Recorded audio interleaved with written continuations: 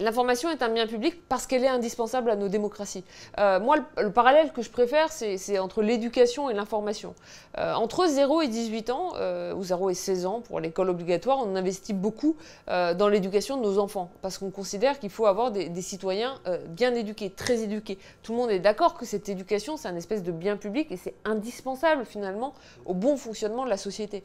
D'ailleurs, ce qui est intéressant, c'est que vous ayez ou non des enfants, vous allez payer pour financer avec l'argent de vos impôts l'école publique et une école publique de qualité. Et puis à 18 ans, on abandonne un peu comme ça les citoyens dans la nature, alors que c'est là en fait où ils auraient encore besoin d'être éduqués, alors cette fois-ci plus éduqués par l'école, mais informés par les médias, pour justement jouer pleinement leur rôle de citoyen. Et c'est là où l'information entre en jeu, et c'est là aussi où je pense qu'il est indispensable, à travers les aides à la presse, à travers le soutien aux agences de presse, à travers l'audiovisuel public, d'avoir en partie un financement public de cette information de qualité.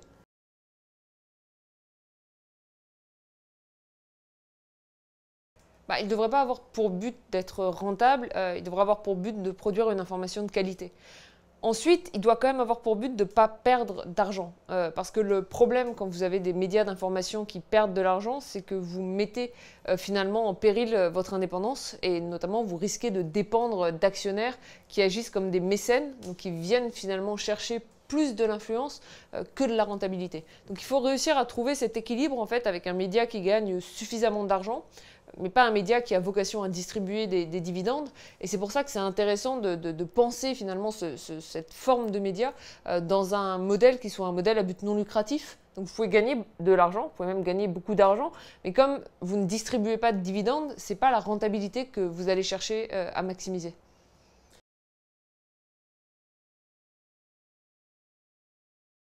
Et ce qu'on a pu constater, c'est que la recherche du profit et de la rentabilité à tout prix a pu coûter extrêmement cher aux médias, d'une part en termes de qualité de l'information, et d'autre part en termes de confiance entre les lecteurs finalement et les journalistes qui les informent, ou les médias qui les informent. Ça se voit particulièrement dans le recours à la publicité, dans toutes les nouvelles formes de publicité, dans le fait d'avoir par exemple ce qu'on appelle du native advertising, de la publicité native qu'on pourrait comparer historiquement à ce qu'on appelait le public rédactionnel. C'est quoi le public rédactionnel? C'est l'idée d'avoir de la publicité qui ressemble le moins possible à de la publicité, mais le plus possible à du contenu. Alors pourquoi on fait ça? Parce que les annonceurs sont prêts à payer très cher, puisque comme ça ressemble très peu à de la publicité, c'est beaucoup plus impactant que ne le serait une publicité. Mais typiquement, c'est le genre de choses, si vous le faites, et si vous le faites trop, à un moment, les lecteurs qui sont loin d'être les derniers des imbéciles vont s'en apercevoir et vous créez vraiment une relation de défiance entre d'une part les lecteurs et d'autre part les médias d'information.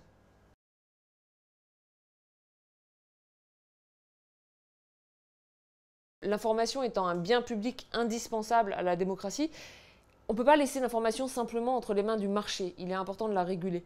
Ce qu'il faut savoir, en démocratie, on définit souvent une démocratie comme une personne, une voix. Moi, j'irais un peu plus loin. Je dirais que la démocratie, c'est une personne informée, une voix. Parce que si vous n'êtes pas informé, quand vous allez voter, alors soit vous n'allez pas voter, c'est quand même ce qu'on constate le plus souvent. Hein, les gens les moins informés sont ceux qui participent le moins. Ou alors quand vous allez voter, finalement, soit vous allez voter complètement au hasard, ou votre vote va être capturé. Donc ça vient dégrader la qualité de la démocratie. Ça, c'est pour le vote. Mais ensuite, ça a été extrêmement bien documenté historiquement qu'au niveau local, par exemple, la qualité de la démocratie locale, la lutte contre la corruption, ça c'est très fortement lié au degré d'information disponible pour les citoyens. Et puis, je pense que ce que nous a montré la crise sanitaire, c'est que même si vous ne vous intéressez pas à la politique, même si vous avez arrêté de voter depuis longtemps, vous avez quand même besoin d'une information de qualité, surtout sur des sujets scientifiques, techniques. Moi, j'ai aucune idée ex-ante de savoir si l'hydroxychloroquine, c'est bien ou c'est mal, ou s'il faut porter un masque en extérieur, ou si le fait de mal porter mon masque, c'est plus contaminant que le fait de bien le porter. Sauf que si on reprend l'hydroxychloroquine ou les différents vaccins, les débats qu'il y a pu avoir, on voit bien que potentiellement, il y a des intérêts financiers et commerciaux très lourds derrière tout ça. Donc j'ai vraiment besoin, à ce moment-là, de pouvoir lire un journal, écouter une émission à la radio, aller sur un site internet et de pouvoir m'informer en me disant à la fin, ok, je peux me faire une opinion parce qu'on m'a informé de manière objective. Et ça nous a vraiment rappelé à quel point ces médias étaient essentiels non seulement à la démocratie, mais en fait à notre vie de tous les jours.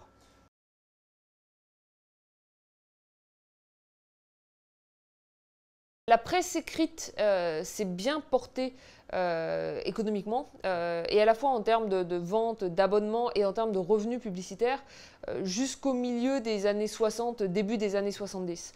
En fait, ce qu'on voit, enfin, ça varie en fonction des pays. Par exemple, aux États-Unis, la presse locale quotidienne commence à être fragilisée dès le milieu des années 50 parce que la concurrence qui provient de la télévision apparaît en fait dès la fin des années 1940. En France, vous avez une concurrence de la télévision qui est moins marquée sur le marché des médias français parce que vous n'avez pas de publicité autorisée avant 1967-68. Ce qu'on voit en 1967-68, c'est qu'on va avoir un lent décrochage des revenus publicitaires qu'on n'observe pas trop dans les données si on les regarde juste à l'œil nu, simplement parce que le marché publicitaire est encore en croissance. Historiquement, si vous regardez comment ça s'est passé, c'est intéressant de voir que les journaux sont beaucoup plus inquiétés de la radio que de la télévision.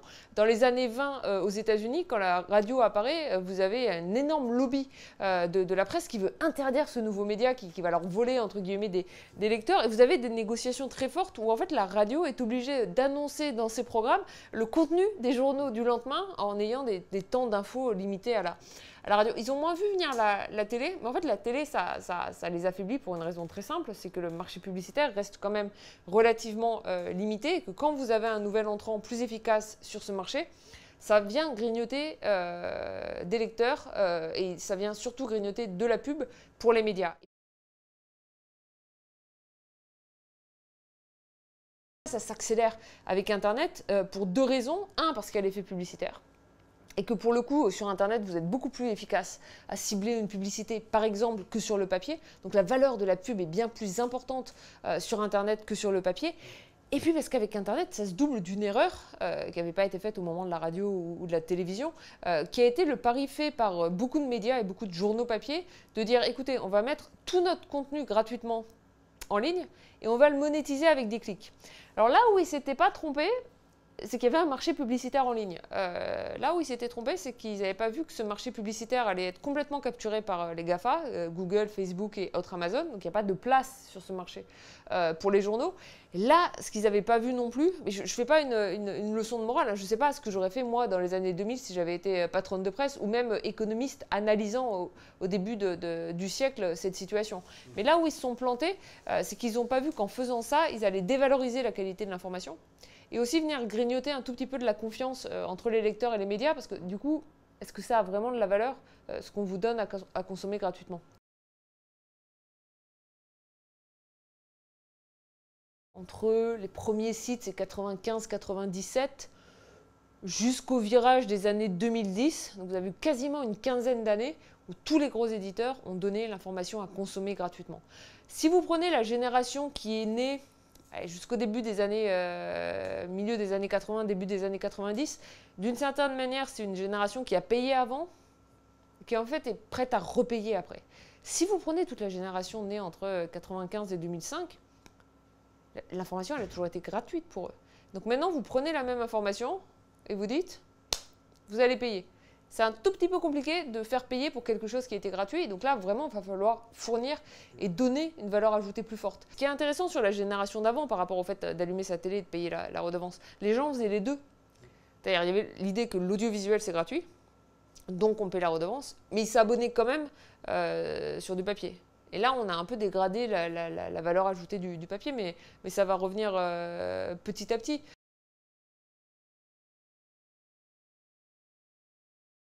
Sur les médias généralistes, il y a encore une place, mais pour moins de médias généralistes. Alors, on est un peu rentré avec Internet dans une logique du winner takes it all.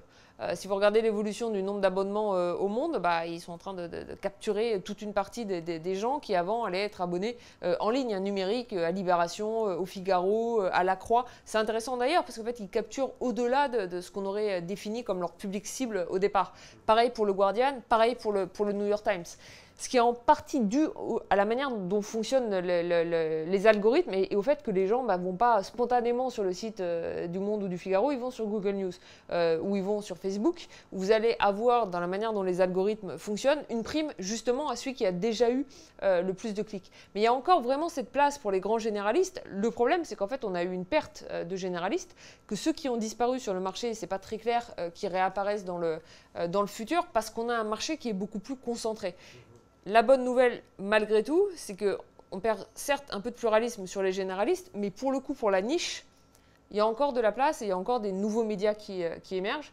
Et encore, même si je dis de Mediapart que c'est un média de niche, tous les journalistes vont absolument bondir. En fait, c'est un média qui est généraliste dans son contenu.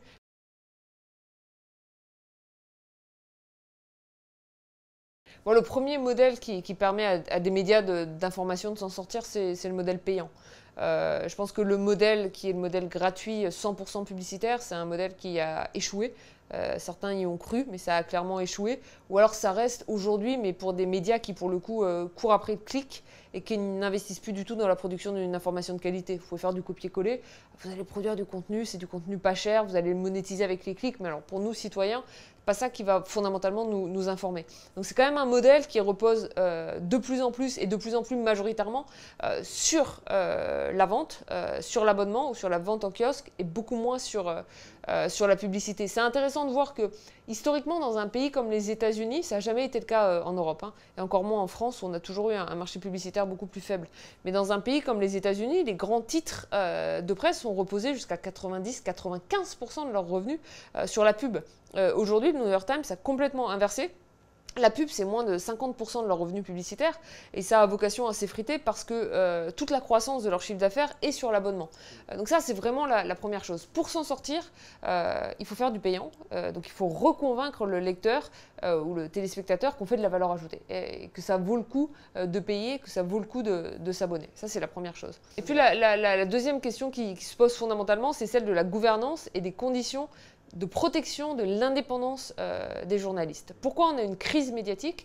On a une crise des médias aussi en partie parce que vous avez eu un changement complet de l'actionnariat dans les médias au cours des dernières décennies et notamment une entrée très forte de grands groupes industriels qui étaient extérieurs au secteur des médias, qui viennent investir dans les médias et qui viennent pour un certain nombre d'entre eux, en tout cas, acheter de l'influence en achetant des médias, sauf que les lecteurs, n'étant pas stupides, bah, ça les interroge, ils se posent des questions. Et du coup, ça crée une espèce de relation de défiance entre les médias d'une part et les journalistes de l'autre. Et donc, ce qui est intéressant, c'est de voir finalement les différents modèles qui ont été développés au cours des dernières années pour essayer de garantir une indépendance, même si vous avez un actionnariat qui est un actionnariat de grands industriels. Le modèle le plus intéressant, bon, ça serait celui de la société coopérative. Les salariés et les journalistes sont partie prenante du capital et que vous ne pouvez pas avoir plus d'une certaine partie du capital qui est détenue par des acteurs extérieurs. Historiquement, ça n'a pas très bien marché.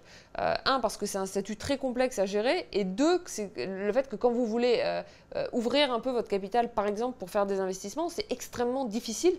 Donc à l'arrivée, les médias abandonnent leur statut de coopérative. Donc ce que je trouve plus intéressant, c'est de reproduire les avantages de la coopérative dans un modèle plus traditionnel de société par action. Et c'est là où on arrive à une question clé, c'est la question de la gouvernance de ces médias, la manière dont on écrit les statuts. Et je pense que ce qui est clé, c'est que les journalistes puissent être partie prenante de la gouvernance de leurs médias, c'est-à-dire avoir des droits politiques, pouvoir voter, pouvoir prendre des décisions, même s'ils n'apportent pas le capital.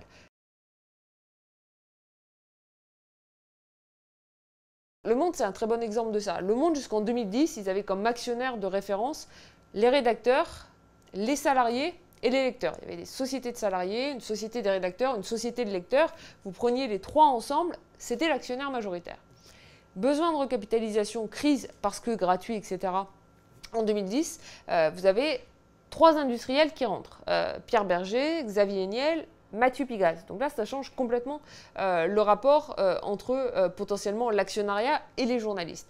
Ben, en fait, ce qui s'est fait au Monde et ce qui est extrêmement intéressant, c'est qu'il y a eu la création d'un pôle d'indépendance qui regroupe justement les salariés, les journalistes et les lecteurs. Et ce pôle d'indépendance a obtenu des droits politiques bien supérieurs à son apport en capital. Les journalistes ont conquis des droits. Moi, ce que je pense, c'est que ça doit se faire de manière systématique. Et le problème, c'est que dans beaucoup de rédactions, les journalistes ne sont pas en position d'obtenir de tels droits de la part de leurs actionnaires. Et c'est là où c'est quand même important que ce soit l'État qui fixe des règles plus claires qui s'imposent aux médias pour faire en sorte de garantir cette indépendance. Bah, ce qui a marché et ce qui ne marche plus, c'est vraiment le modèle économique qui est reposé en très grande majorité sur la publicité. parce que le marché publicitaire décline et que ça ne va pas s'inverser pour les médias. Ça, c'est vraiment le premier point. Et du coup, ce qui marche de mieux en mieux, c'est ce qui repose finalement sur l'abonnement, le paiement, le payant et le fait que les citoyens paient pour l'information qu'ils consomment. Ce qui est intéressant, c'est qu'un des derniers grands succès éditoriaux de ces dernières années, c'est Mediapart. Mediapart, quand ils ont été lancés, il y a pas mal de gens qui les prenaient pour des fous. Il y avait des débats infinis entre Mediapart et Rue 89. Qui avait raison? Donc il y en avait un qui avait fait le pari du gratuit de la pub et l'autre le pari du payant, pas du tout de pub. Ceux qui ont raison à l'arrivée, c'est Mediapart. Et puis ce qui est intéressant aussi, c'est de voir que de plus en plus, quand même, quand on fait appel aux lecteurs, les lecteurs sont prêts à financer des médias, à venir en soutien et à les aider à se lancer ou à se sauver quand il y a une crise, en les soutenant notamment à travers des campagnes de crowdfunding.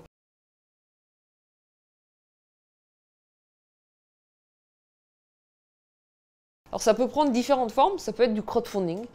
Donc là, c'est simplement des dons. Donc vous essayez de créer un petit matelas pour aider les médias à se lancer. C'est ce qu'on a vu par exemple pour un site internet, pour le coup indépendant, sans publicité, entièrement payant comme les jours.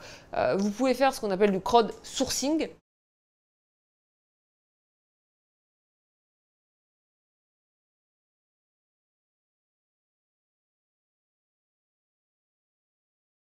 Donc là, en fait, ce n'est pas des dons qui sont faits, mais vous demandez au lecteur de devenir investisseur, donc de devenir actionnaire de votre média. Ça ne se fait pas encore beaucoup, mais potentiellement, c'est un modèle qui a vocation à se développer davantage. Et puis, il peut y avoir une campagne de pré-abonnement. C'est-à-dire qu'avant de vous lancer, vous allez vous assurer d'avoir suffisamment d'abonnés pour pouvoir finalement être rentable ou vous lancer dans de très bonnes conditions. Et tout ça, c'est vrai que depuis quelques années, maintenant une grosse décennie, ça marche quand même de mieux en mieux. Ce qui est intéressant, enfin, c'est de voir un modèle comme le modèle du Guardian au Royaume-Uni. Alors, au Guardian, ils ont bien compris que l'information était un bien public.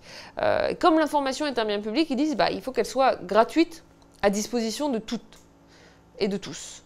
Et en même temps, ils voient bien aussi que pour produire de l'information, ça a un coût et que cette information, il faut bien payer pour la produire. Et c'est quand même une rédaction conséquente, la rédaction du Guardian. Donc, ils ont trouvé cet entre-deux. Vous pouvez toujours vous abonner au papier et là, c'est payant. Et ensuite, quand vous allez en ligne, ils vous indiquent à chaque fois, si vous avez de quoi payer, donnez-nous ou alors abonnez-vous. Si vous n'avez pas de quoi, dans ce cas-là, c'est gratuit. Et ce qui est intéressant, c'est que même si tout est gratuit en ligne, vous avez plein de gens qui s'abonnent. Vous avez plein de gens qui donnent déjà des petits montants, mais vous avez plein de gens qui s'abonnent.